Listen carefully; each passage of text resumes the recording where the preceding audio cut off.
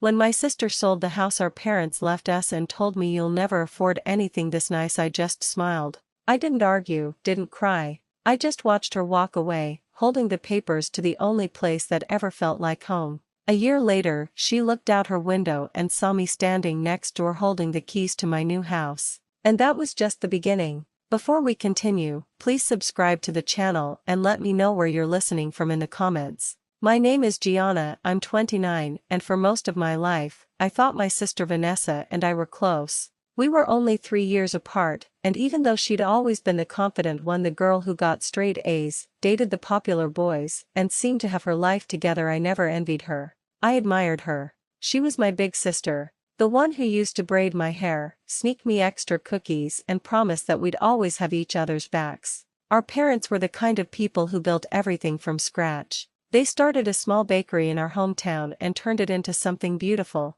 The lake house was their dream, a small, sunlit place with white shutters, a dock that stretched into the calm water, and the scent of Mom's cinnamon rolls lingering in the air every summer morning. When they passed, everything changed. Grief does strange things to people, but I never thought it would twist Vanessa the way it did. At first, we promised each other that we'd keep the lake house, that we'd take care of it like Mom and Dad would have wanted. We even went there one last time to pack their things. I remember walking through the kitchen, touching the countertop Dad built by hand, and saying, "We'll keep this forever." Vanessa smiled faintly and said, "Of course," but I should have known that smile wasn't real. A few months later, I started noticing little changes in her tone. She began dropping hints about how expensive it was to maintain the house, how it was just sitting there doing nothing, and how maybe it was time to let it go. At first, I tried to reason with her. "Vanessa, it's not just a house. It's the only piece of them we have left." She sighed like I was being naive.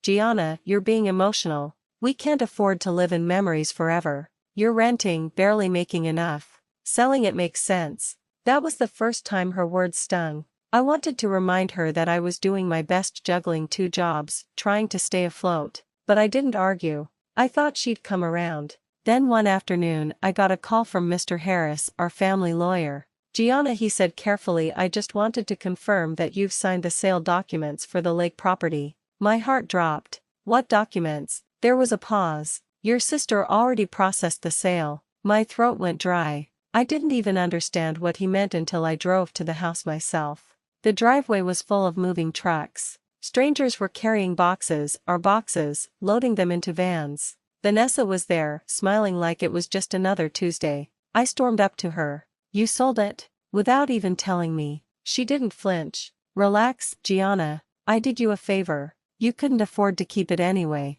"A favor?" I could barely get the words out. "Mom and Dad trusted us with this. How could you?" She raised a hand, cutting me off. "Don't get dramatic. You wouldn't have lasted a year trying to fix this place up. You're better off without the stress." The audacity of it stunned me. She made it sound like she'd rescued me, as if she was the hero, and I was some helpless child. I wanted to scream, to tell her she'd betrayed everything we stood for, but the words just wouldn't come. I stood there in silence, watching strangers carry the last pieces of my parents' lives out the door. When the last truck left, I turned to leave. Vanessa called after me, "You'll thank me one day." I didn't look back, but as I reached my car, I heard her laughing with a friend on the phone. "She'll never bounce back. She doesn't have it in her." That line, it burned into my memory. In the weeks that followed, I felt hollow. I stayed up at night replaying every moment, wondering if I'd done something to deserve it. Maybe I should have fought harder. Maybe I was too soft.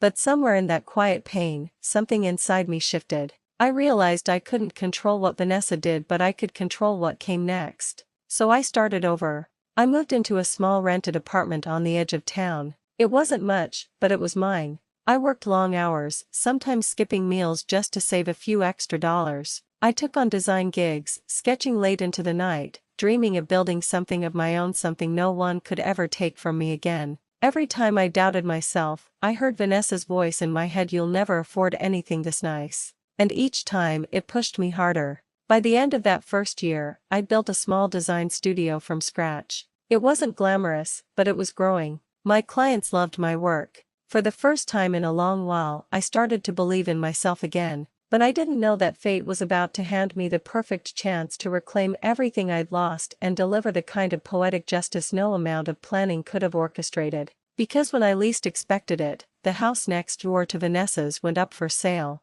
And I had the money to buy it in cash. I'll never forget the moment I saw the listing. It was a late Tuesday night. I was sitting at my desk, eating instant noodles, sketching designs for a new client. My laptop pinged with a real estate notification: a new property had just been listed in Lakeside Estates. I almost ignored it until my eyes caught the address. It was next door to my parents' old house. For a moment, I just stared at the screen, my heart pounding so hard I could hear it. I zoomed in on the photos: the same blue lake, the same winding road, the same familiar trees that used to surround our home. Only this time, the house for sale was newer, sleeker, and breathtakingly beautiful. I whispered to myself, no way. It felt like the universe had handed me an invitation, a chance not for revenge, but for closure. I checked the price. My jaw dropped. It was expensive, sure, more than anything I'd ever imagined owning, but for the first time in my life, it wasn't impossible. My business had taken off over the past year. I had steady clients, savings, and even an investor who believed in me. So instead of overthinking, I called the agent. "Hi, I'm interested in the property on Lakeside Drive," I said, trying to sound calm. "Ah, that one's gorgeous," the woman replied. "We've already had a few inquiries, but if you can meet the asking price, we can move quickly." Meet the price. I took a deep breath. "I'll buy it in cash." There was silence on the other end. "In cash?" she repeated, surprised. "Yes," I said. "Let's start the paperwork." By the following week, the house was mine. The day I went to collect the keys, I parked across the lake road, right where I used to sit as a kid to feed ducks with Mom. I looked at the two houses, my parents' old home and the new one beside it. One represented my past, the other, my future. And then, as if fate wanted to put on a show, Vanessa stepped out of her front porch. She was dressed in her usual designer clothes, wearing sunglasses even though the sun was already setting. She didn't notice me at first, not until I walked toward the real estate agent waiting at the gate. When the woman handed me the keys, Vanessa froze mid-step. "Gianna," she called out, her voice uncertain. I smiled politely. "Hi, Vanessa." Her eyes darted from the keys to the house, then back to me. You bought this place." I nodded. "Yep.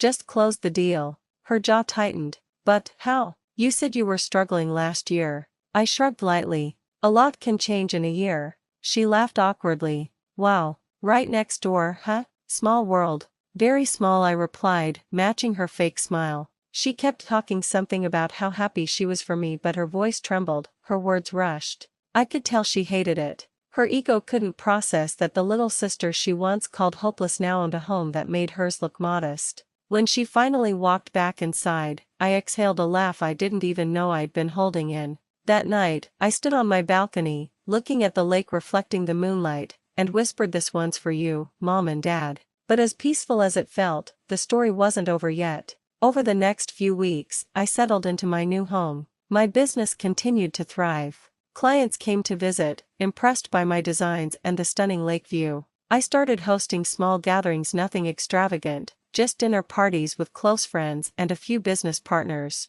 Vanessa would watch from her window, pretending not to notice, but I saw the way her curtains moved. Sometimes she'd walk over under the excuse of checking in. So she'd start, leaning against my kitchen island. "How's business? Must be nice having this place." "It's been great," I'd reply, smiling. "Lots of blessings lately." Every time she left, I could almost hear the jealousy dripping from her sighs. But soon, karma began to stir on its own. Rumors started spreading around the neighborhood. Apparently, Vanessa and her husband had been living beyond their means. The house she'd bought, my parents' house, wasn't fully paid off. She'd been using credit cards to keep up appearances. At first, I didn't believe it. For all her faults, Vanessa was always careful with her image. But then I noticed little signs: fewer shopping bags, no new cars, her designer outfits repeating. One day I saw a notice of payment due envelope sticking halfway out of her mailbox. She was in trouble. I didn't celebrate. I didn't gossip.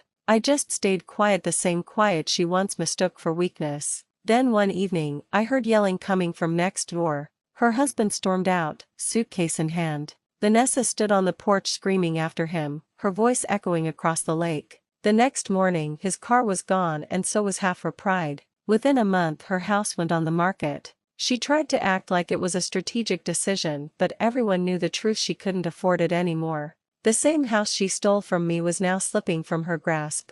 One night, she came over uninvited.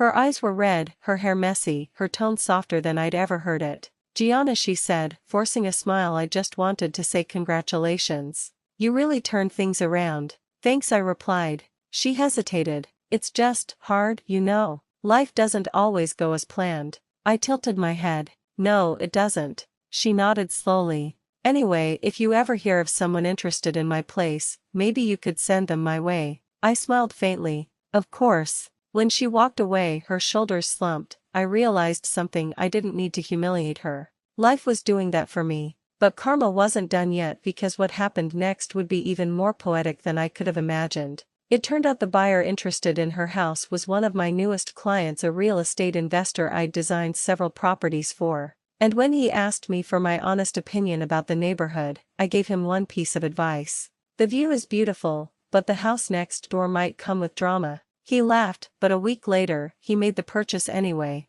Vanessa's house was officially sold, and she had no idea that the woman helping stage her home for the final sale was me. When I walked into Vanessa's house for the final time, I almost didn't recognize it. The walls were bare. The chandelier she bragged about was gone. Even the expensive rug she once said I'd never afford had been rolled up and sold off. It was like watching a queen stripped of her crown, the glitter gone, the silence louder than any insult she'd ever thrown at me. I wasn't there as her sister this time. I was there as the interior consultant hired to help stage the property before its final inspection. Irony had never tasted so sweet. When Vanessa saw me standing by the entryway, clipboard in hand, she froze. "Gianna, what are you doing here?" I smiled gently. "I was asked to help the new owner prepare the final touches before closing." Her eyes darted, confusion swirling with disbelief. You're working for him." "I'm partnering with him, actually," I said calmly. "He's one of my clients." Her lips parted, but no sound came out. For the first time, Vanessa, my confident, condescending sister, looked completely lost. As she fumbled for words, her husband's voice came from behind. "Babe, they're ready to finalize the paperwork." She turned toward him, blinking back tears, and nodded. I caught a glimpse of her shaking hands as she signed the last page, officially giving up the house she stole years ago. After the buyers left, she lingered by the window, staring at the lake like it was the only thing holding her together. "You know," she said quietly, "I used to sit here and think how perfect life was. I had the house, the money, the attention." I stayed silent. Then she turned toward me. "But somewhere along the way, I forgot what mattered. I pushed people away, you most of all. I thought success was about being above everyone else." Her voice cracked. "Now I'm starting over. Again." For a moment, I almost felt sorry for her. Almost. Because the truth was, this wasn't just about a house. It was about respect, something she never gave me until the universe forced her to. When she finally walked out that door, leaving the keys on the counter, I exhaled deeply. It felt like closing a chapter I'd been stuck in for years. A week later, the investor officially took over the property. He invited me to visit once the renovations were complete. I agreed, curious to see what became of the house that carried so many memories, both good and painful. When I walked in that afternoon, the transformation stunned me. The dull beige walls were replaced with soft ivory tones. The once dark kitchen now gleamed with light marble counters. The entire place looked new, alive. "This place has potential," the investor told me. "I was thinking of leasing it out long term. Maybe even partner with you to design the next few properties." I smiled. "That sounds perfect." And then, almost as an afterthought, he added, "You know, you could rent this one yourself if you'd like. It'd be poetic, don't you think?" I laughed softly. "No, I already have a view that's perfect for me." He chuckled, not understanding the full weight of those words. Because the truth was, I didn't need to own that house anymore. I had already reclaimed something far greater: my dignity, my peace, and my sense of worth. Still, fate had one last surprise waiting. A few weeks later, there was a knock on my door. When I opened it, Vanessa stood there, holding a small cardboard box. "Hey," she said quietly.